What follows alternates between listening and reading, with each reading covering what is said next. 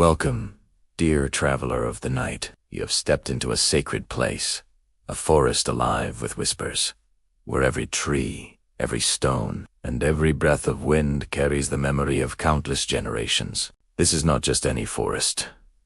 This is the sacred forest, where legends come alive, where the earth speaks gently to those who listen, and where the spirit of dreams awaits to guide you toward rest and peace. Tonight, I invite you to sit beneath the tall, ancient trees. Feel the cool moss beneath you, and let the wind's soft hum carry you into stories that have been told for centuries. Stories of the land, of the sky, of the animals, and of the people who walked this earth long before us. Each tale is like a quiet river flowing slowly, guiding you into calmness and washing away the weight of your day.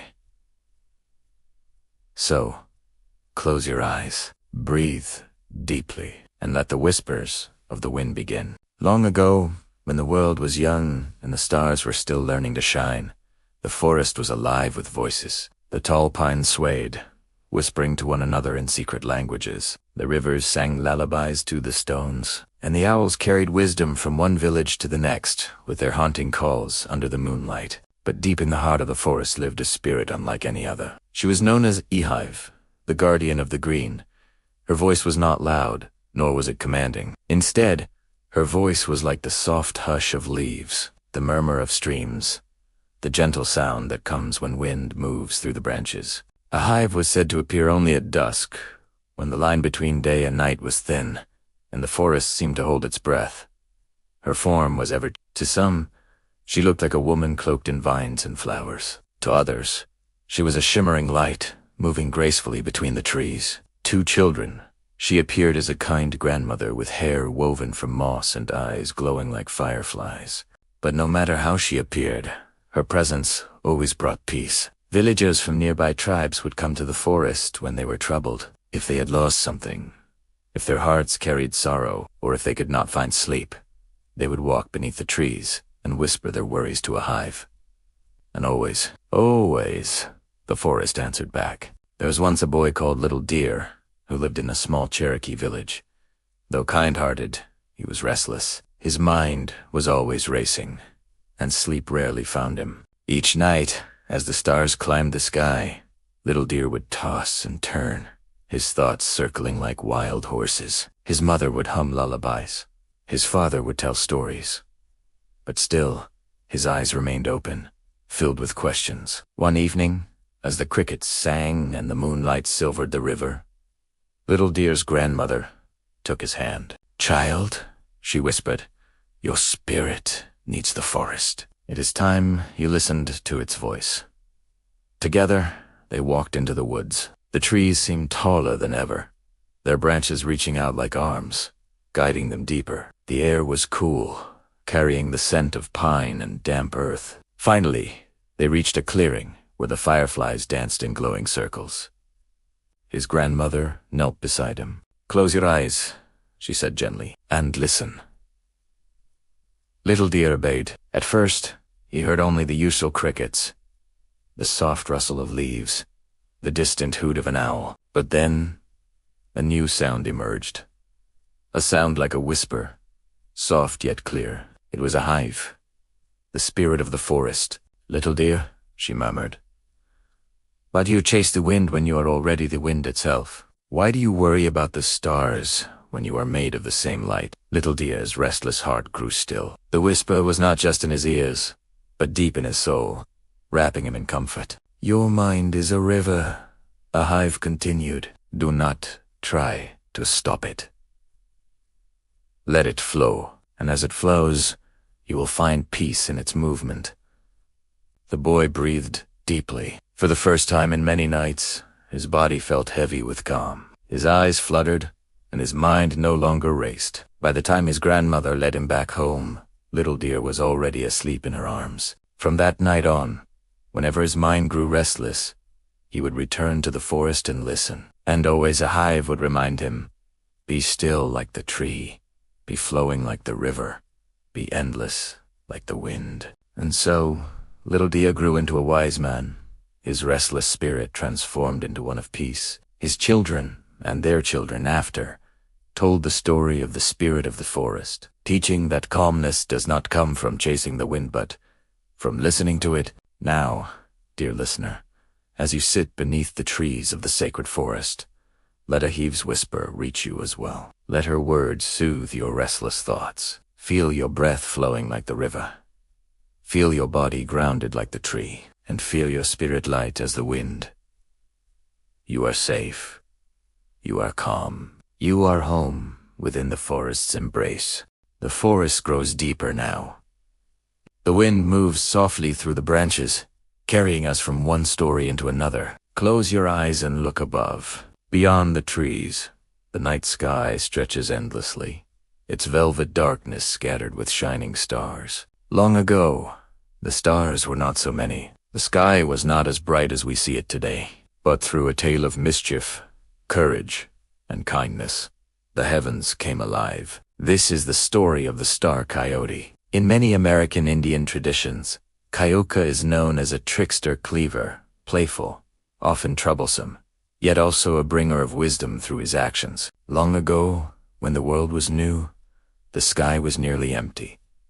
Only a few lonely stars glowed in the blackness above. Nights were dark, and people often stumbled in the shadows. Travelers could not find their way, and hunters could not follow trails under the moon. The Great Spirit wished to place stars in the sky, to guide all beings with light. But there were so many stars, countless and bright, resting in a sacred bag.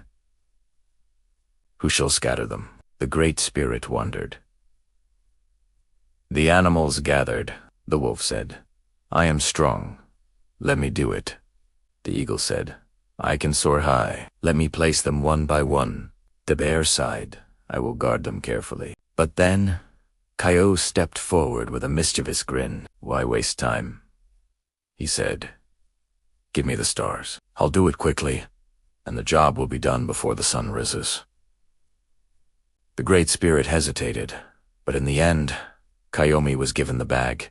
At first, Coyote was careful. He placed each star, one by one, into the night sky. He arranged them in shapes, in patterns, in gentle rivers of light. He made a bear in the heavens, a hunter with a bow, and a great bird with wings stretched wide. The animals below watched in awe. But Coyote, being Coyote, grew impatient. This is taking too long, he muttered. His tail swished with frustration. Why not finish it in one grand moment? And so, with a playful bark, he grabbed the bag of stars and flung it high into the air. The stars burst out, scattering everywhere across, the east and the west, the north and the south. They spread in glittering rivers, shining clusters, and lonely sparks. The animals gasped. The once dark sky was now ablaze with thousands of stars. The Great Spirit sighed, Coyote, you have made a mess. The patterns are broken. Some stars are too close, some too far. But then, the Spirit looked again. The sky was alive, mysterious, and beautiful. The rivers of stars formed the Milky Way.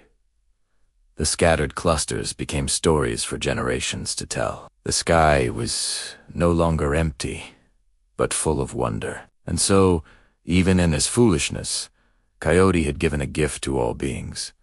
The endless sky of stars. But Coyote, standing beneath his creation, felt something stir in his heart. Among the countless stars, he noticed one small, faint light drifting alone, far from the others. For once, his playful grin faded. That star looks lonely, he whispered. The Great Spirit nodded. Even in beauty, there is loneliness. The sky, like the earth, holds both joy and sorrow. Coyote sat down, watching the lonely star, though he was a trickster.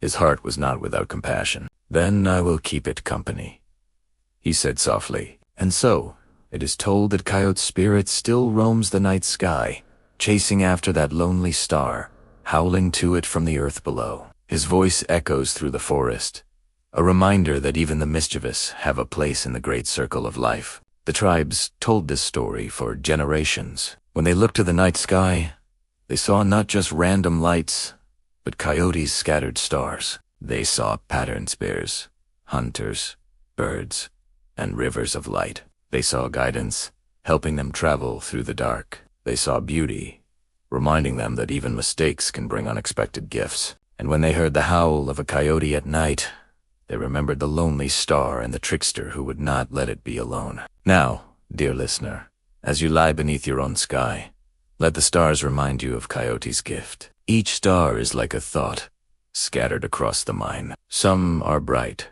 some are faint, some alone, some gathered, yet together they form the sky of your spirit. When your thoughts scatter, do not worry. They, too, can make beauty. When your heart feels lonely, remember somewhere, even the smallest star has a companion watching over it. So breathe with the rhythm of the stars. Let your worries scatter into the sky and rest under the blanket of Coyote's night. The stars still shimmer above us, scattered by Coyote's playful hand. But now, let us turn our ears to another sound. The steady, flowing music of water.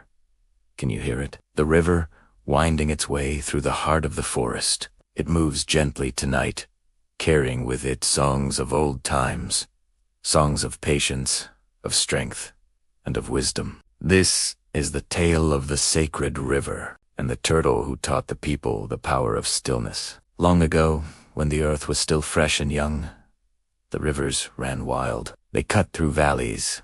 They swirled in restless circles.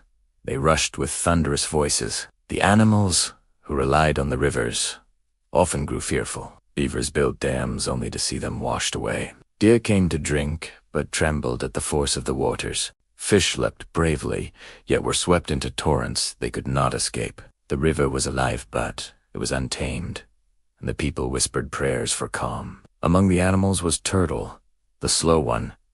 His shell was broad, his steps unhurried, his eyes deep with patience. While others panicked at the river's wild song, Turtle would simply sit at its edge, watching the waves, listening, waiting. The others laughed.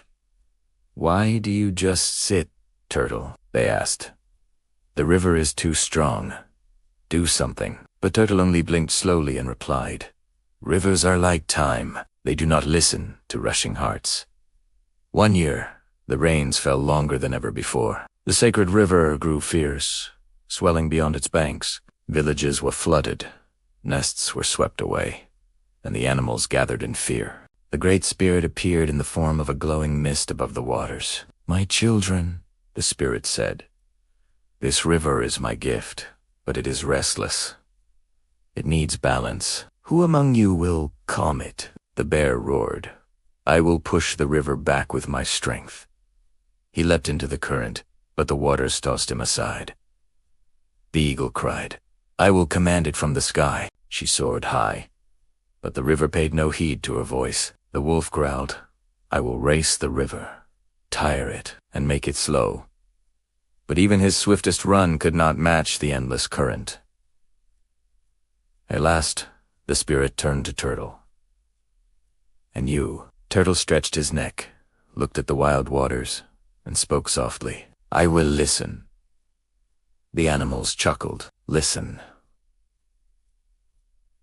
What good will listening do?" The turtle only nodded and slid into the water. Day after day, Turtle swam along the edges of the river. He did not fight it. He did not command it. He simply followed its current, feeling its pull, learning its song. At night, he rested on its banks, his shell glistening with moonlight, and he whispered to the water as though it were a friend. The river, wild and roaring, began to notice the turtle's patience. It had known strength. It had known resistance, but never had it known stillness so steady. One dawn, as the first light touched the trees, the river spoke. "Slow one, why do you not fear me? Why do you not fight me?" And Turtle answered, "Because you are not my enemy. You are life itself. You flow as you must. And so, I flow with you." The river grew quiet, its thunder softening. It listened to Turtle's calm heart, and slowly, gently, its waters found balance. The floods receded. The river still moved, but no longer in rage. Its currents found a steady path, winding with grace through the land. The Great Spirit appeared again.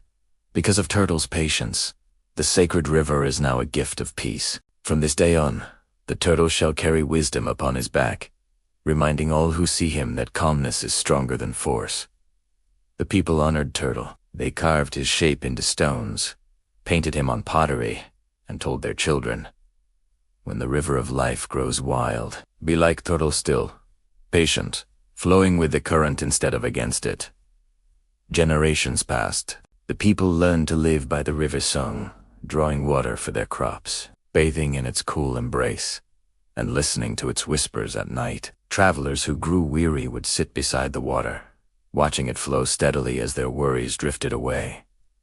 And always, the turtle remained a symbol of wisdom, slow in body, yet strong in spirit, unhurried, yet never left behind, gentle, yet unshakable. And so, dear listener, let the river's voice guide you tonight. If your thoughts rush like floods, be like the turtle. Do not fight them. Do not fear them. Simply watch them flow, one after another, until they pass and calm returns. Your breath is the river. Your body is the earth that holds it, and your spirit is a turtle. Steady and patient. Be still. Be calm, and let the sacred river carry you into dreams of peace.